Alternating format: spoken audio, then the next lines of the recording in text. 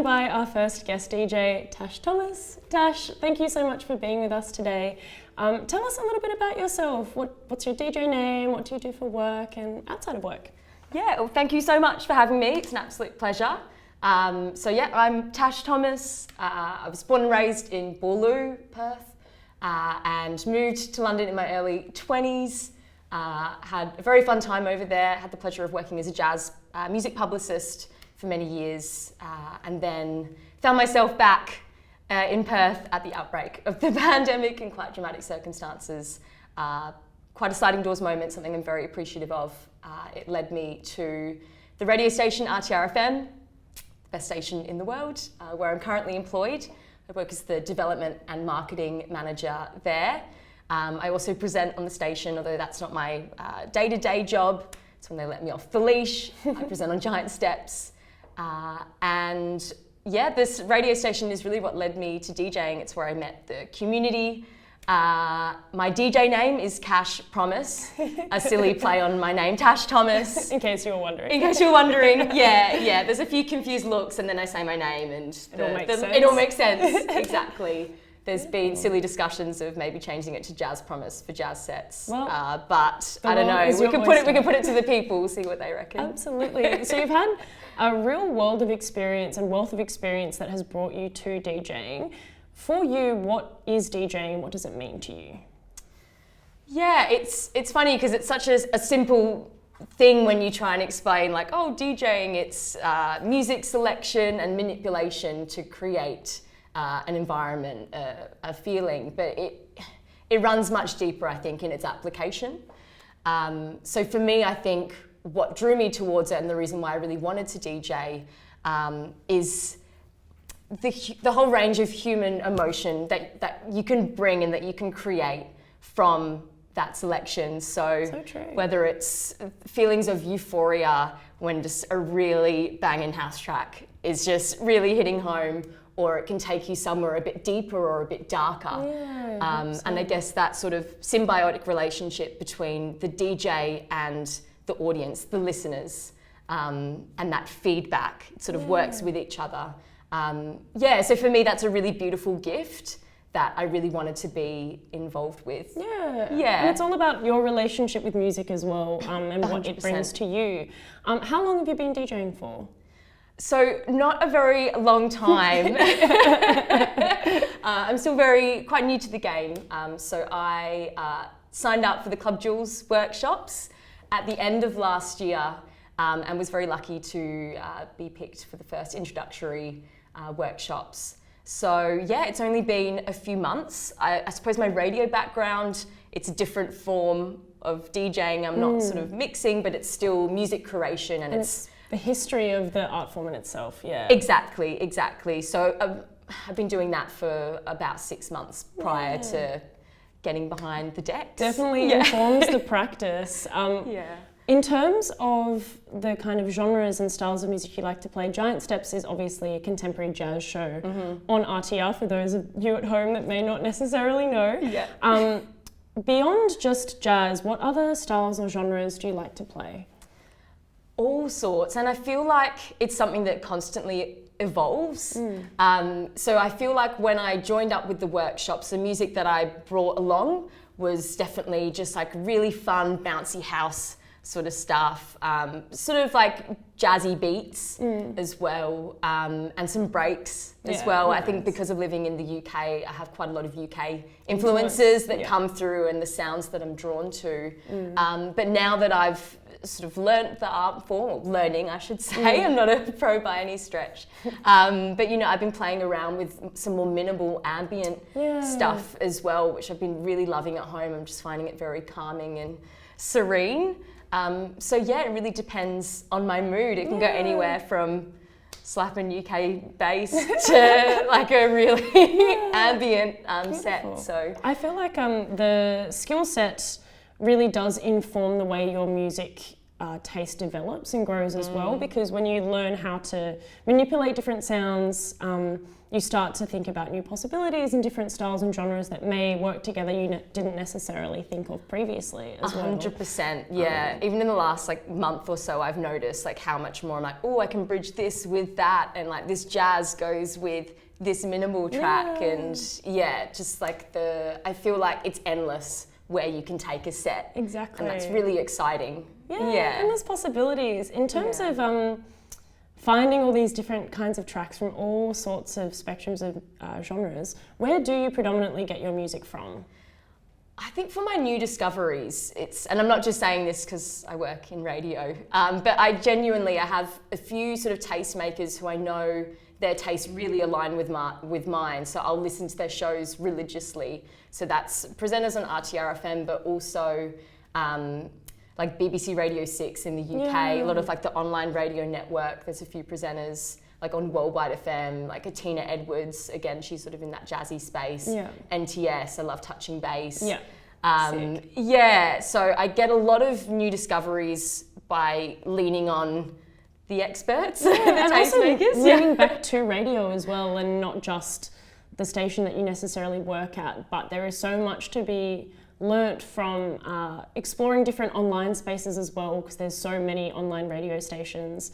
Being able to explore huge platforms with so many different presenters and different shows, I feel like that really adds and enriches where you can find your music. 100%, and also the locality of it. It means that you're discovering maybe local scenes that just because of geographical space you would have no idea that they even exist living in Perth. And that's not to say like we have such a brilliant sort of dance scene here as well, so there's so much to unpack just here in WA. As far as like buying music as well, which I think is obviously super important to build up your catalogue of music to play, Bandcamp is such a brilliant resource for discovering artists. You can follow them, so you're getting updates. I mean, my Friday inbox is an absolute mess. Thanks to Bandcamp. And even like, you know, Spotify with streaming services, there's still like a lot of music to discover there. And if you're willing to play with the platform and the algorithm, you will get results. It's just a matter of how you engage with it. 100%. 100%. Yeah. Cool. In terms of the DJing aspect beyond just music itself, what sort of equipment have you been using to practice on? At our workshops, we use what is considered to be club standards at the studios we hire, Hen House Rehearsal Studios in Osborne Park. But there is a wealth of other kind of devices that you can start with as a beginner. Was there anything in particular that you used that helped you on your journey? Yes. So it's funny, when I first moved back and I was in lockdown and I was in quarantine, and I ended up buying a controller, a DJI RB on Gumtree. Everyone did it in lockdown. Yeah, exactly. And it just sat there for like a year. I think I was quite intimidated by the technology and how to set it up. So it wasn't actually until the workshops that I pulled it out again. And it's your very basic. Literally, you tee it up with a program called Record Box that comes with the controller, so you can play your music through the system. And yeah, just as far as, I think at the beginning I had around 10 songs. So I was like, okay, I just want to learn to transition and mix between these 10 songs. Otherwise, I felt like I was going to get too overwhelmed with the music choice. And this basic controller was perfect for that as a starter. I'm actually looking to upgrade now, just so I can start doing more cool transitions and stuff. I feel like it's really important to also just acknowledge that you don't have to have the latest and greatest to be able to even just start out. Like starting off with 10 tracks that you may pick because you just love hearing them on the radio or dancing to them when they come on at a party or at home. You can absolutely start small and build from there. Yeah. 100%. What has been your favourite memory or experience DJing thus far? Well, I've only got a few as far as playing out in the sort of big spaces. But I guess the couple that come to mind. So my first gig out in the wild, thanks to Club Jewelz as well. was at the Bird.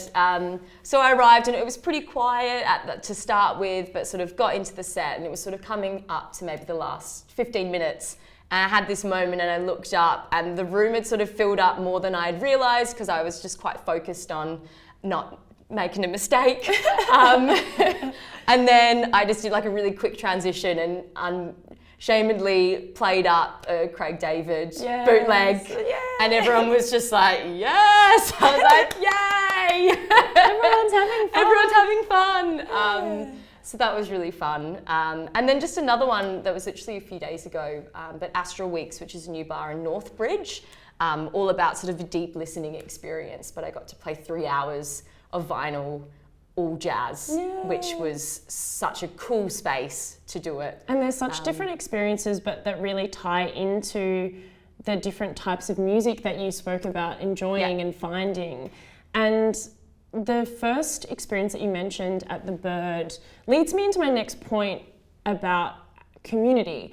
How has DJing made you feel in terms of connection with community?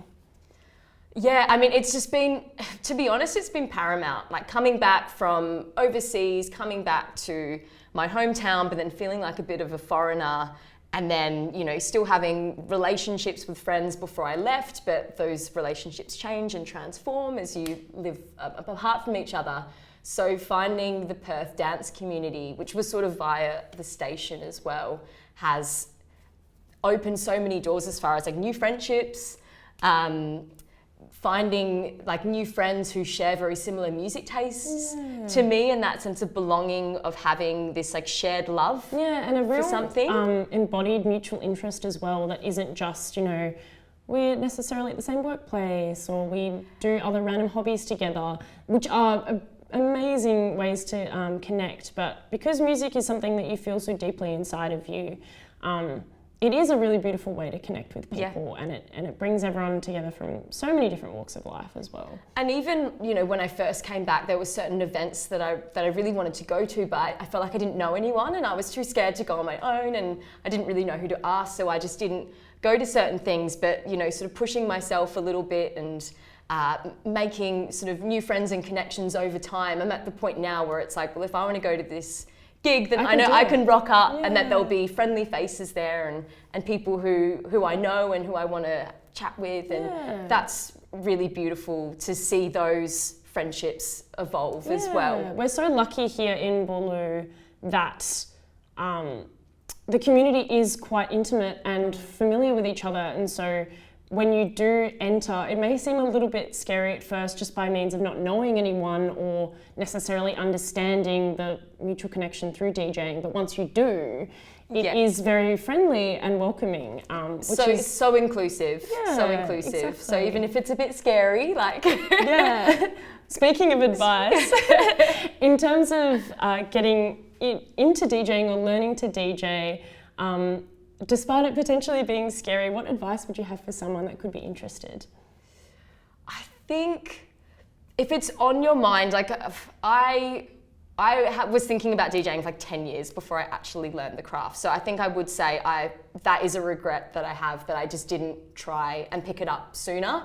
So I'd say, you know, if there's any fear or anxiety there, I just encourage you to give it a go, and it's not as scary as you think, and then you'll realise, oh, I've been missing out on so much fun. And the beauty of it is that you can get it wrong to start with as well, and you're never going to be perfect at anything from the get-go. No. And the only way you can change that is by trying. Exactly. And as far as actually like how to go about that, you know, like I did, I just bought a controller off Gumtree, or you can get them on Facebook.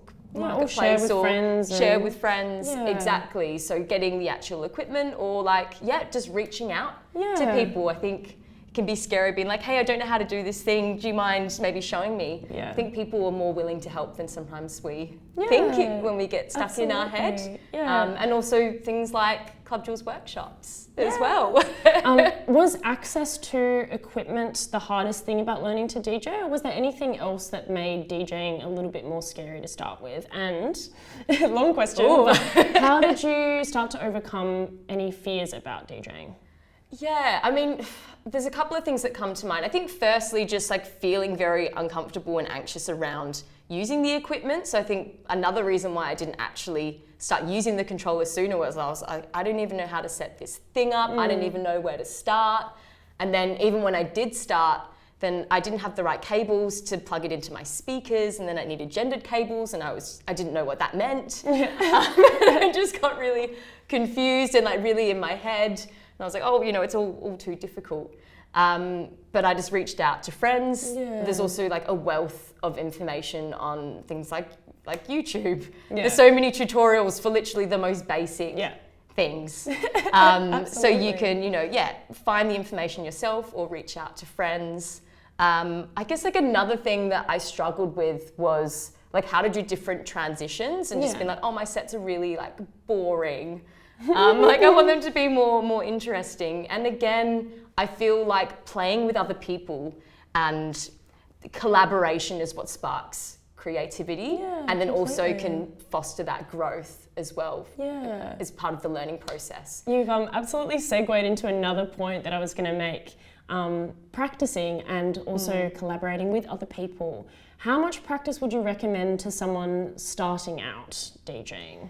Yeah, obviously, I think depending on what your goals are, that's going to shift as far as like how much practice you need to be putting in. I feel like my relationship with practice is I always want this to be something that's fun and that I look forward to. Completely agree. And so really been very honest with myself with like, okay, how much time do I realistically have this week and where do I want to place that? So it can be anywhere from like, I try and do at least an hour a week. I think that's so reasonable. Yeah, absolutely. But then sometimes like I'm just procrastinating and I've got like 4 hours in. Yeah. I'm like, I was meant to clean my house and that hasn't been done now. Yeah, but yeah, I think just having that attitude of I'm going to set a little bit of time aside each week and just chip away, and then it may increase if there's a gig that you're working towards or you have some spare time. Exactly, or you're in study break or whatever it is. But yeah, just being honest with yourself with what's too much and what's like ruining the experience for you, and then what's not enough. 100%, because it's definitely one of those hobbies and skills that you can put into different parts of your life. You know, like school holidays or uni break. You know, you can pick it up and have some practice time and then leave it for a little while if you're busy.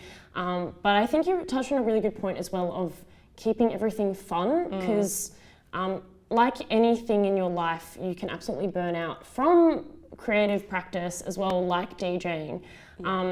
Have you ever felt that kind of burnout phase in DJing or music, and do you feel like it would be something difficult to work through, or do you have any strategies that help you cope?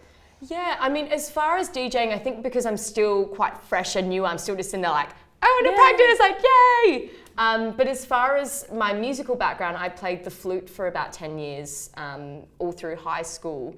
And I did burn out by the end of high school, you know, and I was practicing about 2 hours a day, but with quite like challenging repertoire. And I just didn't want to touch it again. And I think the way that I got through that, I still pick it up from time to time. I'm not playing professionally, but sometimes just like give yourself license to take a break. Yeah. It's okay to just not do something for a little while, and then I think if you've had that love there, like it will come back if it's meant to. So just sort of listening to like an intuition, if you will, about when it's time to just put it down and walk away, and when you're honestly ready to pick it back up. Yeah, amazing. One last question for you. What is the one song that will always get you up and on the dance floor? Oh, that's such a good question. I didn't think of it beforehand. Will always get me up on the dance floor. I mean, obviously, Craig David bootlegs too. But this is quite an embarrassing answer. But it's authentic. We had RTRFM's 45 Greatest Songs countdown yesterday for our 45th anniversary. I think I know where this is going. Yeah. And right at 4 o'clock, which is when the 4 o'clock classic is usually on for full frequency, Pendulum Tarantula came on, and it's very embarrassing, but me and my colleague were just dancing and running around the station. Incredible.